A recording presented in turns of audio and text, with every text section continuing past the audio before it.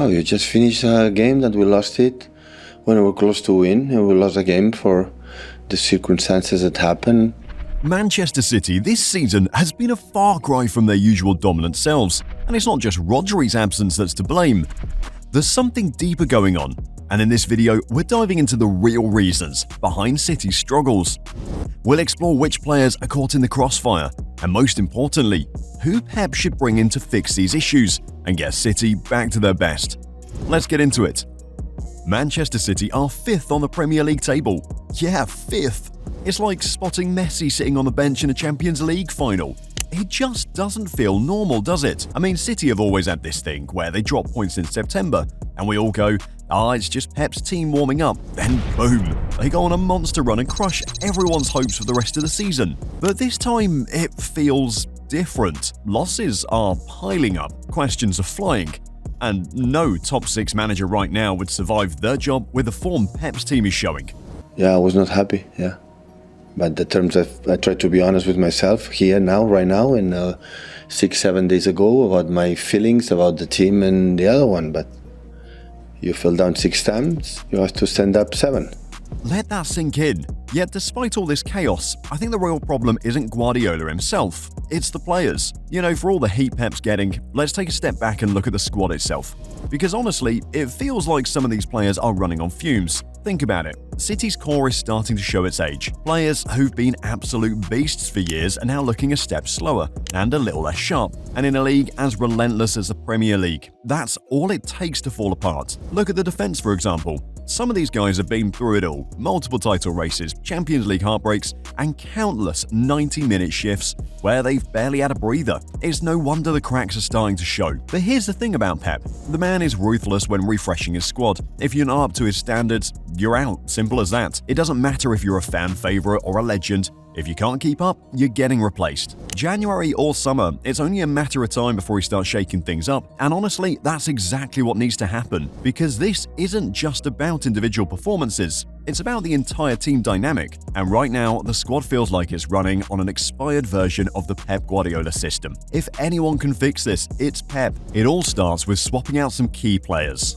But to know how well whoever will try to fit will play, we would need to understand the Pep system. So Pep's all about control. The man probably dreams about his team completing 100 passes in a single possession. His tactics are built on this idea of positional play. Every player in the right spot creating little triangles all over the pitch. It's like a game of chess, except Pep's pieces can run marathons and score screamers. But here's the catch. For that system to work, you need players who can do it all. They have to think 3 steps ahead, pass with pinpoint accuracy, and by the way, be ready to sprint back 40 yards to stop a counter-attack. No pressure, right? Now, when that machine runs smoothly, it's unstoppable. But when you've got aging players or guys who aren't versatile enough, it's like throwing a wrench into the gears. Suddenly, those little triangles aren't as sharp, the press isn't as effective, and the opposition is breaking through more often than we're used to seeing. And that's where Pep's genius comes in. He doesn't just replace players for the sake of it, he brings in guys who fit his system perfectly. But the question is, who's next? Because City doesn't just need good players, they need Pep players. Let's talk about who those players are and why they're the missing pieces of the puzzle. The first player who should be gradually sidelined is Kevin De Bruyne. I mean, losing Kevin De Bruyne is like taking the steering wheel out of a sports car. You're still fast, but good luck staying on the road. KDB is that guy for City. His vision, unreal. His ability to ping a 50-yard pass straight onto someone's boot, chef's kiss. And don't even get me started on those late runs into the box, or his knack for pulling off game-changing assists out of thin air.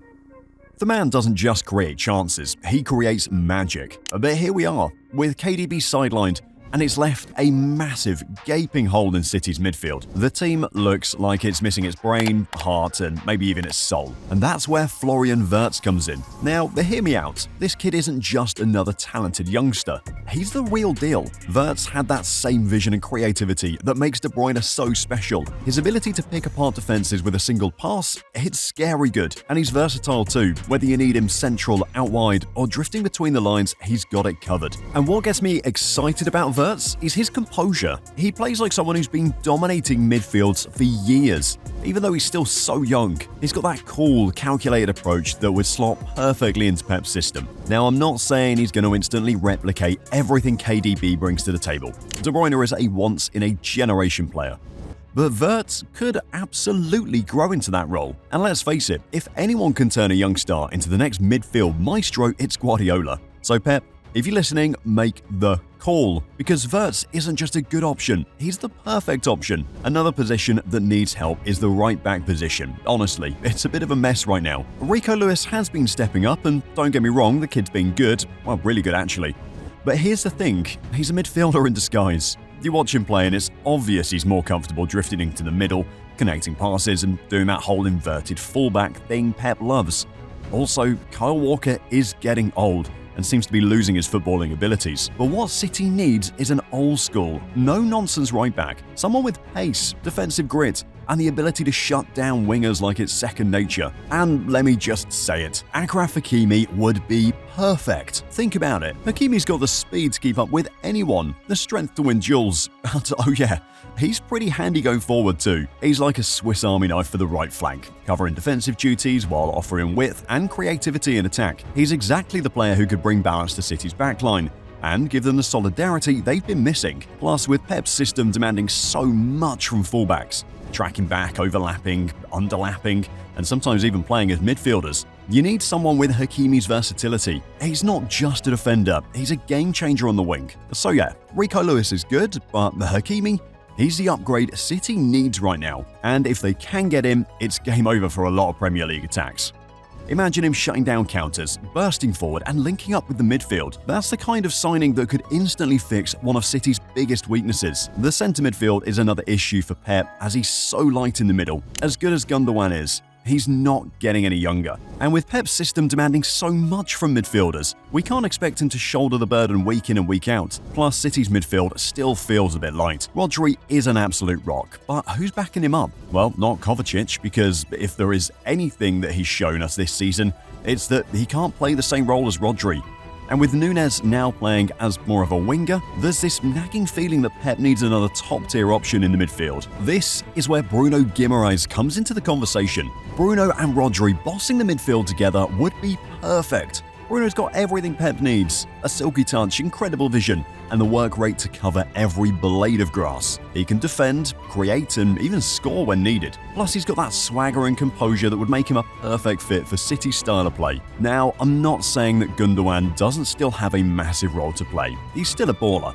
But having Bruno alongside Rodri and Gundogan, that's a midfield dream team, and it's exactly the kind of depth and quality that City need to dominate again. So Pep, if you're listening, bring Bruno to Manchester. Imagine a midfield rotation with Rodri, Gundogan and Bruno. That's not just fixing a problem, that's upgrading to another level entirely. He also needs to find a backup for Rodri because this situation cannot happen next season. Now, we all know how important he is to Pep's system. The guy is the engine of that midfield, the guy you can turn to when you need someone to break up the opposition's play, control the tempo, and even pop up with a goal when it matters most. But here's the kicker, Rodri's been out since the start of the season, and from the looks of it, he won't be back until the end. I mean, how do you replace someone like that? His presence is so crucial that it feels like City's midfield is missing its spine. And with Gundogan not being the defensive powerhouse he once was, and Nunez not fitting in there, it's pretty clear City needs a backup for Rodri. And not just any backup, but someone who can do exactly what Rodri does. This is where Martin Zubimendi comes in. Now, if you haven't watched this guy, let me tell you, he's got Rodri vibes all over him. He's got that physicality and vision to break up play, but also that calmness to dictate the tempo of the game, kind of like Rodri does when he's in his element. Zubimendi also has that ability to press and win balls back quickly,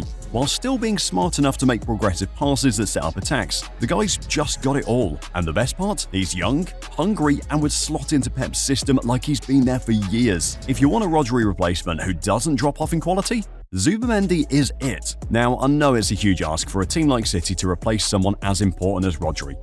But if Pep wants to get his midfield back to full strength, Zubimendi could be the solution that turns things around. And let's face it, if they sign him this January, we could see City playing the kind of dominant football we're used to seeing from them in no time. It might not get them the Premier League title this season, but it'll be a big step in getting them back on track for the future. Another problem that is well overlooked is the lack of proper depth on the left wing. I know he has Foden and Savinho, but it seems like he wants to change Phil Foden to an attacking midfielder. And this would mean only Savinho would be on that end. And honestly, Pep needs a backup for that left wing attacking midfielder spot to keep things fresh.